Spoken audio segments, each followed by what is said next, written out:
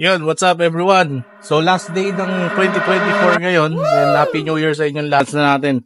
Then quick update lang tayo sa isdaan natin ngayon dito sa Jugos Fish Hub. So ito marami nagtatanong nung paano ko daw ginawa to. Napakasimple niyan guys. Para dyan sa paggawa nito. Ayan, so dalawa lang naman yung kailangan mong lalagyan. Tsaka meron lang ako ng pump. And then nakatulong din na meron itong overhead ang tawag yan, overhead filter. Ayan, pero explain natin yan mamaya. So, update lang tayo dito sa mga isda natin. So, yung mga Tubipex natin, nagkakaubusan na. Kasi naubusan tayo dun sa supplier. Mamaya, sana sa following days, makakuha na ulit tayo. Then, update dun sa mga breeders natin. So, yung jumbo natin na PKBM, ayan, ang female, nag-drop na. Ayan, so madami-dami rin siyang din-drop. Hindi ko na siya kinuha kasi di naman niya kinakain. Ayan, so para doon sa mga tatanong kung kinakain ng balon mori yung fry, case to case basis yan guys. So depende sa balon mori nyo kung kakainin niya lagi yung fry niya o papitas-pitas lang o talagang hindi siya kumakain ng fry. Ayan, pero iwalay ko pa rin yan. Nag-alat lang ako dito ng bakante na tank. Ito. Ayan, tapos lilipat ko na siya mamaya. Tapos dito, ito mga bigay ni CJ eh. Tapos, ito yung mga binili ko naman kay CJ na female. Tapos yung red eye, ayun. So, shoutout sa'yo, boss CJ. Ayun, quality. Then yung mga male na breeders natin galing kay CJ, ito naman. Ayan, then lahat guys, meron na tayong mga pinapalaki dito na mga male na PKBM. Halo na lang dito eh, PKBM tsaka spotted na crystal eye. Yung male. Tapos dito naman sa dulo yung mga PKBM na hindi, nilagyan ko na rin pala ng spotted dito. Ayan. Ito kasi yung net ito, kaya nakaganyan. May Tubipex. Pinapakain ko sa kanila. Ay, matanggal eh. Sa masayang. Ganyan ko lang. Ayan. Then ito, kumakain pa rin sila ng Tubipex. Ayan, so hindi ko na sila papakainin throughout the day. And then, sana mamayang gabi, hindi naman sila ganong mabulabog. So, first New Year natin na maraming isda. Yan, dati kasi small setup lang yung isda natin. Ngayon, ito, mga grow out natin sa gold black. Yan, so ito pang next year to, siguro mga February, goods na yan. Pwede ko muna ibebenta to ng maliit. Paabutin natin ng February to. Ito ring dalawang batch na to, at saka ito. Baka ito, January to. Ayan, Yamabuki, Choco, tsaka Choco Marble. Then, ano pa ba? Yun. Tapos meron ako guys, eto, yung mga brine shrimp natin, meron ako bagong lalagyan. Ayan, tingnan na lang natin kung sino yung susunod na kukuha nito. Ayan, meron akong bagong lalagyan ng brine shrimp dyan. Ang problema nito, mahirap humanap ng bote na kakasya dito. Ayan, so bahala na kayo kung kuha rin kayo nito. Hindi pa ako nakakita nung malaking bote na kasya to. So natry ko na yung dalawang 10 gallons, 10 liters ng sa mall. Hindi ko na lang natatry yung 6 gallons ng Absolute yata yun. Ayan, pero ayan, ito yung natry ko. Yan, yun lang kumasya galing SNR yun na juice. Ito hindi kasya to, yung Summit. Ito Wilkins to na 10, hindi rin kasya. Pati yung bonus na 10, hindi rin kasya. So yun yung next na ginagawa ko, na experiment. Bumili ko ng dalawang stand na ganyan pero hindi ko pa maano. So yun, baka may nakakaalam kung anong sukat, ano yung pwede ko pa i-try na bote. Ayun, comment lang kayo. Ayun. Then, pa ba? Punta tayo sa labas. Nga pala, para sa mga outdoor tub, coveran nyo yung tub nyo mamayang gabi. Mga mahulugan ng paputok, mga kwitis.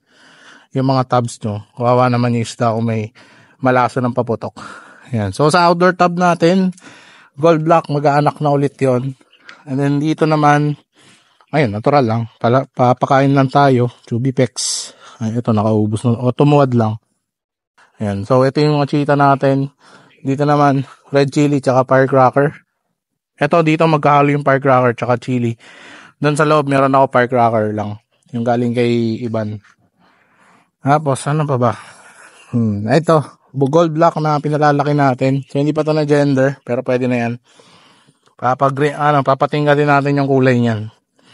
Tapos dito naman, ito rin bigay sa akin ni Iban yung super old na male.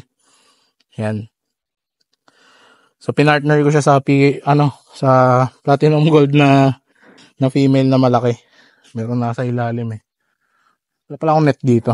Pero yan, yung pinartner ko sa kanya. Tanggalin natin yung mga insekto.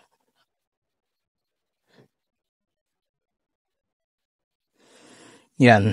Okay, so takpan nyo guys yung mga tab nyo para mamayang gabi hindi sila mahulugan ng paputok kung sakali para hindi malason yung mga isda. Ayan. And then ito cheetah. Cheetah. Iba rin palang tawag sa cheetah, tricolor. Tatlo nga naman yung kulay niya. Ayan, dito cheetah. Then ito ay Yamabuki na male. Ayan, dito yung tab natin nun. Then dito mga Yamabuki. Ito yung second batch. Konti lang tong batch na to eh. PKBM tsaka tawag dito. Yamabuki din. Ayan. So yun lang yung 3 main strains natin dito. So yun lang makukuha nyo sa shop ko. Ayan. Dito naman ay cheetah na female. Okay. So yun lang. Yun pa rin yung tinda natin. And update ko lang kayo. And then ngayon, balik tayo dun sa kung paano ko ginawa tong pump. Patayin ko lang at di nyo ako maririnig na maayos. Ay hindi, sige, bahala na. Ayan, so ito yung sa pump natin guys. Pagkakagawa lang nito ay dalawang tab. Sabi kasi dun sa research ko, yung Tubipex talagang dudumihan niya yung tubig. Pero ma-realize natin yung pagdumi ng tubig kung maingay. Pero ayun, ma-realize natin yung pagdumi ng tubig kung malaki yung tubig compared dun sa dami ng Tubipex. So kung mas malalakihan nyo yung lalagyan nito, nung pondo nyo ng tubig, mas lakihan nyo. And then yung aeration, syempre, dapat malakas din. Ayan. So aeration nito, talagang binabaan ko yung tubig. Actually, mas mababa pa yan ng umpisa eh. Para talagang sumabog yung ma-aerate talaga yung tubig dyan. Ayan. So ito rin. Mas maganda, mas mataas to para sulit yung aeration. Pagbagsak dito at saka pagbaksak dito. So, mas maganda, mas mataas to. Ito, pinobra ko lang kasi kailangan ko magpakain ng Tubipex kaya mga ganyan lang. Pero marami pa ako nito. Kung naalala nyo, marami akong biniling ganito sa sa 588. Mura kasi nito, parang 70-80 pesos lang to. Tapos ang taas niya, no? Tsaka compact. Ayan, ayun pa isa, oh. Actually, meron pa ako isa doon sa labas yung kinilalagyan ng swordtail. Pagpapatong-patungin ko yun para ilang layer siya ng Tubipex para makapag-keep tayo ng madami. Ayan, dito naman sa pagkakagawa guys, wala naman nakadikit dyan. Ito lang. Ayan. So ito, binutas ko lang, tapos dinikit sa loob ng epoxy. Ayan. Ayan. Tapos kaprasong PVC lang yun, tsaka elbow. Itong elbow na to, hindi pa to nakadikit kasi lang to parang testing lang. So kasi nung ginawa ko, binutas ko lang to. Nahulog naman yung tubig, kaya lang sumusobra siyang ganon. Kaya ngayon, nilagyan namin elbow para diretso baba lang yung hulog niya. Yung isang plano pa dito is butasan lang sa gitna, tapos may overflow lang. Problema naman doon, yung Tubipex, kapag kasi nilagay mo yung Tubipex dito kasi nalagay yung Tubipex, di ba? Lumulutang yung iba, masushoot sa overflow, mapupunta lang din sa ibabang tubig. So yun yung ayoko sana mangyari na may Tubipex dun sa pump. Kasi pag na-pump yung Tubipex nyo, madudurog. Mamamatay. Ayan. So, iiwasan natin na may Tubipex dito. Hindi yung isang dahilan kung bakit meron na to dito. Ayan, may mga torotot. So, nag-vlog na ako ngayon pa kasi mamaya, hindi natin maiwasan yan.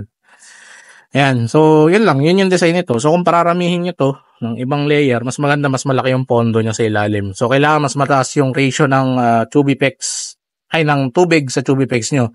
Doon sa tiningnan ko, ang recommended niya ay sa 1 kilong Tubipex, let's say yun yung isang tabo. Hindi ko kasi masukat eh.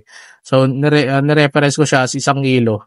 Sa 1 kilong Tubipex, around 30 liters to 50 liters yung magandang tubig na paglagyan nyo. Tapos with proper aeration tsaka flow.